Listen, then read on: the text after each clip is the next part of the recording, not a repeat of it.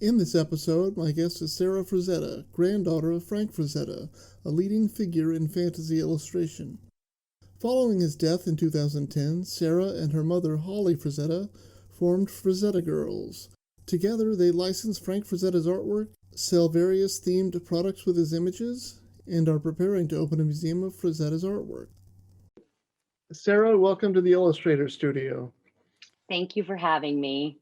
Before we start our discussion, I just wanted to give a little bit of background on your grandfather.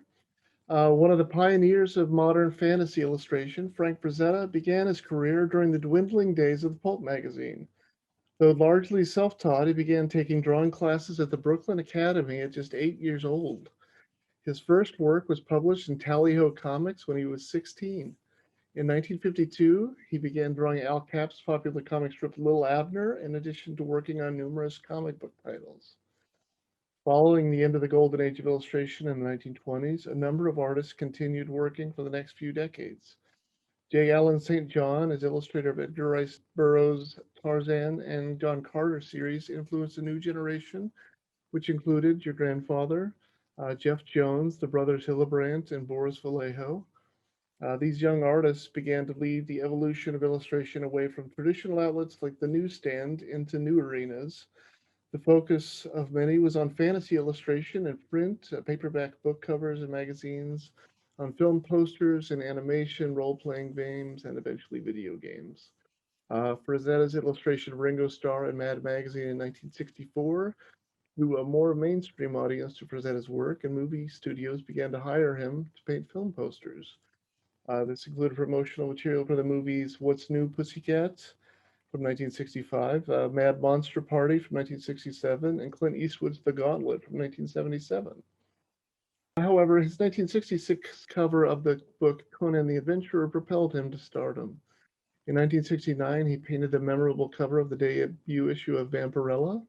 His striking paintings of Conan, Tarzan, and John Carter of Mars altered the way readers viewed the characters and influenced other artists and film directors, including George Lucas, who visited Frazetta's studio in 1978. In 1983, animator and film director Ralph Bakshi, famous for his work on the animated features Fritz the Cat, Wizards, and Lord of the Rings, invited Frank Frazetta to collaborate with him on the groundbreaking animated fantasy film Fire and Ice. Frazetta continued working through the next decades, often revisiting some of his classic works, such as Death Dealer. Although he passed away in 2010, his legacy is maintained through licensing and a massive social media presence maintained by his daughter Holly and you, his granddaughter Sara, through your company, Frazetta Girls. Yeah, so a little background about how this came about. I graduated with a BA from USF in Tampa, Florida in early 2012. Soon after, I was working at a post-production studio, which I really enjoyed. I was able to be creative and help cast voiceover actors and occasionally hop in the booth to do a voiceover or like a jingle for a local commercial. At the same time, my mom and her siblings were going through a really bad legal battle, and once my grandparents passed away. So around that same time, everything started to settle, and my mom, my Aunt Heidi, and my Uncle Billy all gained equal rights to the Frazetta estate and artwork. So my mom called me and asked if I had any interest in traveling to Comic Cons and building a Frazetta brand. At the time, filmmaker Robert Rodriguez was helping propel all this into motion. He was planning to remake Fire and Ice and was actively Mhm. exhibiting my grandpa's original art. So Mhm. he was creating limited edition prints and merchandise and really like showing us what we could do, the possibilities. So I was excited. I was all in. I think I was 24 at the time. Oh, wow. So you could imagine, like, I looked forward to having freedom and, maybe building a business of my own. Prior to that, I never thought about grandpa's artwork or his career like as being something that I would be able to manage one day. That never crossed my mind. Um, so in from about 2013 to 2016, we kind of backpacked off Robert Rodriguez's vision of the brand. We traveled to various Comic Cons. We exhibited the original art with him. And at that time, I still had four jobs. I was working as a real estate assistant. I was working on social media accounts and just doing a bunch of things. And Frazetta Girls was kind of just like a side business at the time. Uh-huh. In 2017, my gears started shifting, and because it wasn't lucrative, and I really wanted this to be my full-time job, my career, and bring my grandpa's name into the future, and continue to have generations inspired by his artwork. And Mhm. I saw that as a possibility. So um, we stopped Comic Cons, and it was really because I didn't feel like we were doing it justice. I envisioned something like Alex Ross's booth at San Diego Comic Con, for something for like that for Frazetta, because it's Sure. such a, it's so iconic. It can't be Hmm. at a small scale. So we kind Hmm. of backed off, and my mom stepped down from operating the company, and my partner of 11 years, Joe, he took over really as like the creative director for the brand. Hmm. He has a background in branding, manufacturing, e-commerce, web development. So it was kind of like the perfect harmony when we came together. And that's how we really started to like build the brand for Zeta Girls online, with the massive audience that you mentioned on social media. Yeah, oh, that's great. And I believe at the beginning of the year that you had planned to open a Frazetta Art Museum in Florida. Is that true? Yeah, COVID, it messed up all of Yeah. our plans, we had it open for a week. Oh my And gosh. yeah, and we had a few visitors, and I think everyone felt this way, like, do we close? I mean, how serious is this? We weren't really sure what was going Yeah. on. Some people still aren't sure. But we did take precautions, and we closed, and we are planning on reopening this January 18th, 2021. We Great. will be opening only to small groups of like 2 to 4 people, because it is a very small space, Hmm. and taking all measures to safely ensure everyone is COVID free. So we will require masks, and like I said, in small groups. But Sure. it is appointment only, and that right now is, if you would like an appointment, to go to our you'd have to go to our website and then contact me, and we could schedule something. So that's the tentative plan right now. Uh-huh. And we have about 15 original artworks on display, my mom's personal collection. Oh, great. We are trying to get my aunt to have some of her collection involved as well. We aren't sure though, but there's also on display some of his personal photographs that haven't been seen before, his easel, my Mhm. grandpa's paintbrushes, and then some of his palettes. So it's definitely an intimate, small gallery. I think should probably call it a gallery rather than a museum. Sure. Um, but we're happy, and we're proud about it, because that's the whole goal, is to have everyone see his original artwork in Sure. person. It's magical. That's what you guys are doing, 2 originals on display, Yeah, right? Yep. yes, in our Yep. exhibition next summer, our on fantasy illustration. Yeah, you wrote a terrific introduction to the catalog, talking about memories of spending time with your grandfather. I just wondered what some of your favorite memories of him were. I it's kind of a rare thing to say, but I had no bad memories of my grandfather. Mhm. So I think that's pretty special within itself. We never had any kind of problems ever. He never had to discipline me. Maybe he just didn't want to discipline me. But I only knew my grandpa post illness. So he started to become ill in, I want to say, the mid 80s, with thyroid Mhm. conditions, and that really strained him. He leveled that out when he got on the right dose of thyroid medication. Unfortunately, he had severe strokes in the early 90s. I think his major one was 95. So I was in kindergarten at that time. But what I do remember about my grandpa was, before the major stroke, we he was very active. When I was in Pennsylvania and we were walking the property, we'd walk for hours and pick fruit off of the trees, and it was Mhm. just like, something like out of a storybook. It really was. But my favorite memory, I have to say, is our greeting. Every time he would see me, it was like he hadn't seen me in years. Like, it was like a celebration. And I've never met anyone that has celebrated my entry. Yeah. So Great. So he married his wife, Eleanor Kelly, in 1956, and then she went to become his manager, correct? Yes, she did. And what was she like? You know, as a grandma, she was equal to my grandfather in Mhm. being like almost like a storybook grandma. She was just generous. She was fun. She was interesting. She had very few boundaries. One was, do not ever call her during Wheel of Fortune at 7 p.m. Eastern time. Otherwise, she wouldn't talk to you for a solid week. And that goes for all grandchildren and children. So that was like her only boundary, and maybe taking your shoes off in the house. But other than that, it was, let's just have a good time, let's dance, have music, watch movies, cook. Like she knew how to live life. And you know, after being in the business for a few years, I've heard stories about how she was and how she interacted with the industry and licensing, and she was a little bit hard to deal with. That's the consensus of most interactions. But they also said, Mhm. you know, that it was kind of, it balanced out by her quirkiness and her ability to have a conversation about any topic. She was very well read and very interested in many topics. But you know, she had to guard my grandpa's artwork for like very fiercely, because he did not. He traded his artwork for cameras, Mhm. and undersell it. So she was the gatekeeper of his Yeah, business. from what I read, she seemed to be taking care of his career pretty well. Yes. Um, Over the years, your grandfather received many, many awards from his colleagues. In 1966, he won the Hugo Award for Best Professional Artist. He won the Chesley Award in 88, 95, and 97. The first Spectrum Awards Grandmaster in 95. The Eisner Hall of Fame in 95, 98. He entered the Society of Illustrators Hall of Fame.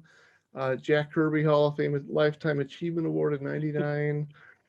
2001, the Lifetime Achievement Award from the World Fantasy Convention.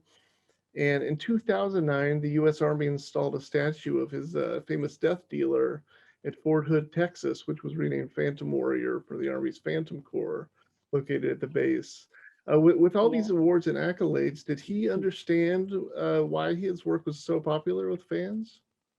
He did. He did. He knew that he was very talented. I think what like really solidified everything was when he had his documentary. And I know that because of how many times he would watch it and just say, "Oh wow, these, you know, look what I did." And what I mean, it was really like condensed into one form of entertainment that he loved the most, which was film. So for him to be able to watch his achievements, I mean, that he was just over the moon about it, excited. You know, and he loved the praise, but he also took the negative comments to heart as well. And his personality, I think, more focused on the negative, because it almost in a way fueled him. Like that's how it fueled his competitive nature. So if someone said he couldn't do something, or they just didn't like his style, he would say, "Oh well, I'm going to change it up and I'll show them." And so he really had an outward drive, like for people. He wanted to please people.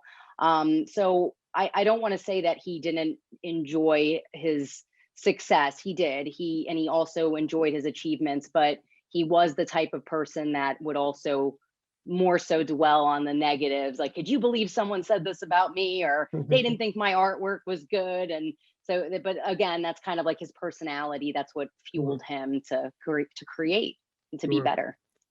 Yeah, and so many celebrities went to visit him in Pennsylvania. I understand he didn't like to travel much and didn't want to leave home. So he had people like George Lucas, Clint Eastwood, Sylvester Stallone went to see him. Was there anybody that he was especially excited to see? Well, he mentioned that it was cool to see Clint Eastwood. Yeah. He said that he really got along with him. He didn't mention much about Sylvester Stallone. But again, I think his recollection was fairly poor by the time we could have those conversations. Uh-huh. I do know that he had a few people he really idolized. And those people, the two people that come to mind are Frank Sinatra, who has nothing to do with art. Well, it is everything to do with art. He's one of the best singers ever. and Robert Mitchum, the actor. Ah, So I think he was very seldomly starstruck, but if he would have met his idols, or like any of the Mets players or mhm. Mets baseball players, he would have been, just totally excited. But to become excited, he had to have been a fan, and I don't know if he was so much of a fan of the celebrities he was able to meet at the time. Sure, yeah. And it seems like in the poster that he did for Clint Eastwood's The Gauntlet, that the body of Clint Eastwood, it seems like it's modeled on your grandfather. Everything was modeled on my grandfather. If you really look, every single man is Frank. Yeah, Not every woman is Ellie. He'd get very angry about that myth.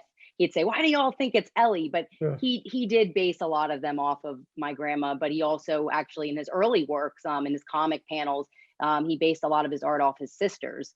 His sister was Adele, was a knockout, and I can go in and spot in his comic panels so many Adeles everywhere. I'm like, there's a sister, there's a sister. So Mm. yeah, he had a range in like who he thought was attractive. Like I said, he loved film, so he had many crushes on women. And he loved to look at women, and I'm sure that was more so in Brooklyn. When he moved out to East Stroudsburg, that wasn't the case so much anymore. Yeah. So I always wondered about his painting style because I've heard that he was able to do a painting in one day, and he was often very proud of how quickly he could do an artwork. Is that an urban legend, or is that true? I know he could do his inks incredibly fast and just Mhm. do them in a day, a couple hours, as most of his drawings. But the quickest I know that he did an oil painting was Neanderthals, and that was in 2 nights. I think Oh wow. I know he said it was one night, but the way that it has to dry, it Sure, but he liked to exaggerate. He liked to tell stories. So over time, his stories would become a sure. little bit more Sound unrealistic. better, yeah. And Yeah. is it true that he would touch up paintings after several years? He would kind of find things and touch them up. He was never, I mean, there were paintings that he was like, it's done, it's perfect, I don't have Yeah. to change anything. But if he didn't feel that way about a painting, oh yes, he would go in and redo the face and the body over and over and over again. Actually, right before he passed away, he was working on the National Lampoon cover. I cannot recall which issue it was, but it was originally a blonde woman tied to a totem pole, and she was being attacked, and he actually changed, he stripped it so many times that it became like almost like a white blur, and then Mm, it became like, we think it became like a ghost of my grandma. It looked like my grandma, like right. as an older woman, but as a ghost. So now he was not feeling well then. He was painting with his left hand. So Mhm. at the end, anytime he got any of the artwork, my grandma would be like, "Get away from it! Don't touch it!" But mostly throughout his career before he had to be left-handed, he usually did justice to the art. There were a few instances where I look back and say, "Oh no, why did he do that?" Now he did One change being, the Egyptian queen, the face on that, right?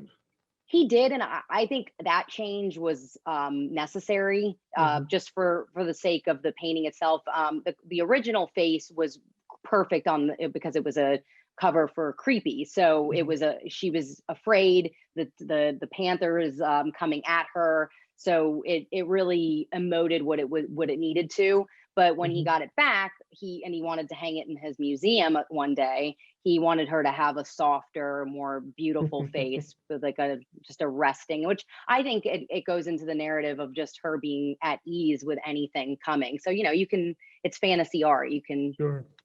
make it the storyline whatever you want to, which is the Yeah, beauty of it. Yeah. that's great. And Norman Rockwell, he couldn't paint anything without the use of photography. And I was wondering if your grandfather, if he used any models or photographs, or if you worked from memory. So that was another urban legend. Uh, Over the years, he claimed he never used photo references, that's what but I've heard. yeah, and that's a lie. So in his early years, when he was doing comics and working for for Al Cap for Little Abner, Yeah. he would actually go onto the rooftop and like around Brooklyn with Roy Krankel and his and the Flegel gang. So those guys would help each other out, like that pack of artists, and they would get the references. And so I think he was able to do a lot from memory when he was working like in the 60s and 70s because of how many references he had in those early years and how much like assistance he had. And then, there were drawings later, like in the early 90s and like the mid 80s, where we actually would find the drawing, and then I found the picture of my grandma that matched the exact drawing. So Mhm. we're going to publish those one day, just That's because great. I think it's just important to tell the truth about an artist, and that's how you propel a legacy. You Yeah. have to give truth. But Is I it? don't think there's anything wrong with using photographs. I mean, No, that's sure. how you Well, learn. most illustrators do, yeah. Right. But I can't remember anything. yeah, has there been a really well done biography on your grandfather? Not really. No. A Painting with Fire, I would say, Uh-huh. was the best one so far, but we are working on that. We're working on more publishing, Hmm. and hopefully more biographies will be included in those projects that we're working on. Hmm. But we would love to have another documentary. It's going to probably take a few years for Sure. that Yeah. to be complete, and then like you said, to be able to like tell the truth of Frank Frazetta and who he Yeah. was. Yeah. All right, great. So let's see. When he did What's New Pussycat, he was paid about $4,000. But last year, the Egyptian queen painting sold for 5.5 million. So I was wondering, what do you think he would think about his artwork selling for that much? So I know what he would think, because he actually broke a record when he was alive. They sold Uh, Conan the Destroyer, and that sold for 1.5 million. mm. So he knew about it. He didn't think anything about the actual money and what he could buy with it. Again, he was competitive, so he was thinking of, I just broke a record. I'm so happy. I mean, my Right. grandpa was very humble when it came to just material things. The most he would spend would be on like a camera, but those were usually traded. So Mhm. he was very frugal, and I think he would have just been really proud again that he broke another record, and he would want to just keep seeing them go higher and higher and say, look what I did for everyone. That's He'd be great. very pleased. Right. And do you have any favorite images that he painted? My favorites vary from day to day. I look at his artwork so much because this is now my career. Hmm. Um, but lately I've been really loving his space themes. So like Dream Flight, Space Encounter, and I really love the way he textured the planets. Hmm. And like the space themes and the girls, the fairies. So right now those are my personal favorites. But I mean, it's kind of incredible, and I think all Frazetta fans like know this already, but because I'm somewhat new into understanding his career and like the immense like impact he's had on culture, I Hmm. haven't studied it as much as some of his fans that have been lifelong fans. And when I look into the backgrounds, I still find like little surprises, like, is that a face? And like even in like the Conan the Barbarian, the Conan the Adventurer, if Hmm. you look in the back, there's such like a Renaissance feel about it. And that's what I think was so amazing, how he paired like Renaissance art with fantasy art and like created his own, completely his own style. Hmm. And so yeah, my to answer that, I really, I have some of that I don't really prefer, but the most of his collection I really love for one reason or another. Sure. And is there a certain painting or paintings that are most requested by fans? Death Dealer is definitely the favorite. Death Sure. Dealer one. I mean, he's iconic. Yeah. And then Conan the Barbarian. I mean, he's the two icons. I'd say the top three: Silver Warrior, Conan the Barbarian, Death Dealer one.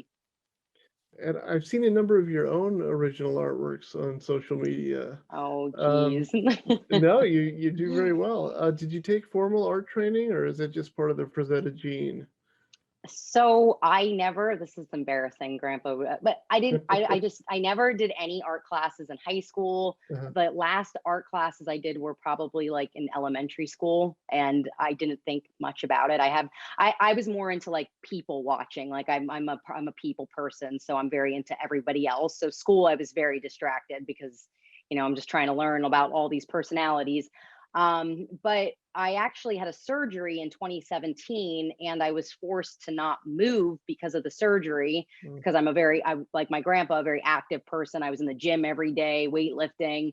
So being locked up basically in my home, I just like randomly picked up a pencil and I looked at one of his first comic strips, and I just started like copying it. And I was like, and I was like, I can kind of draw. That's weird.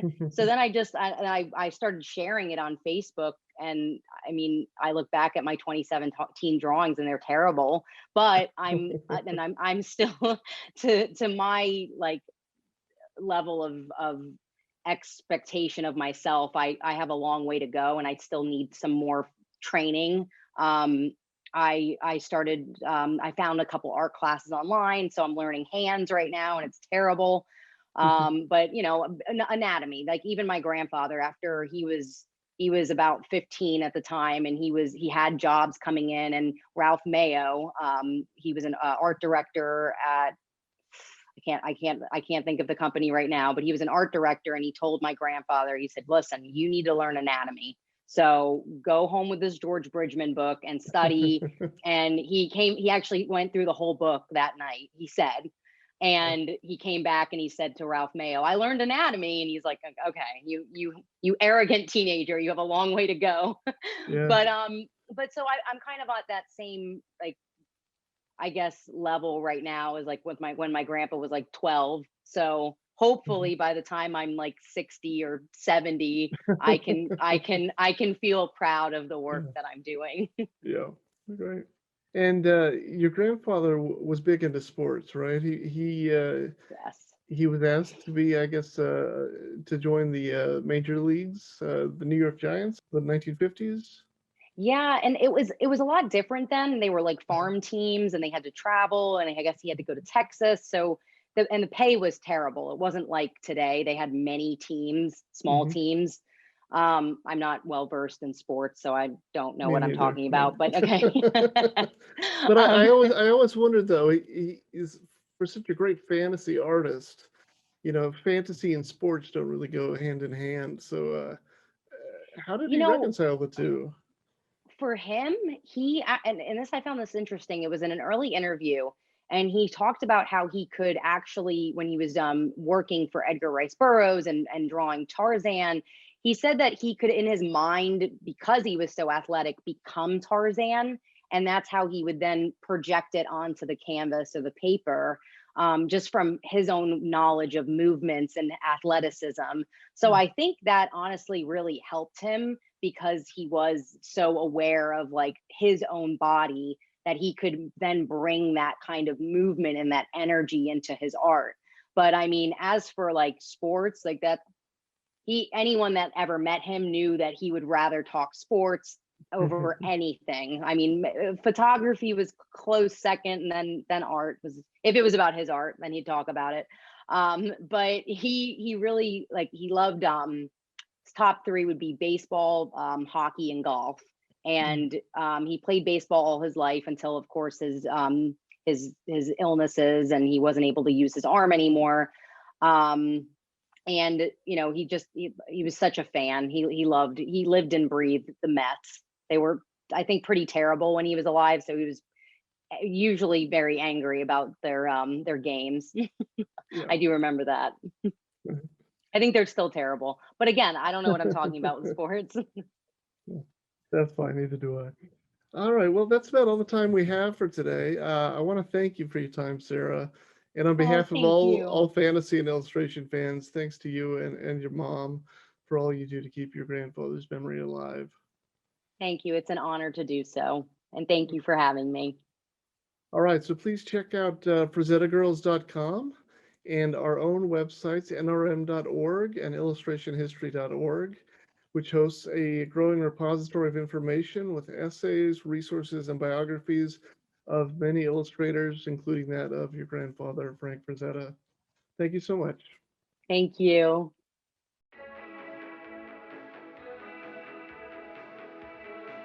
To watch the video of this podcast or to see the images referenced in this episode, please visit nrm.org/podcast.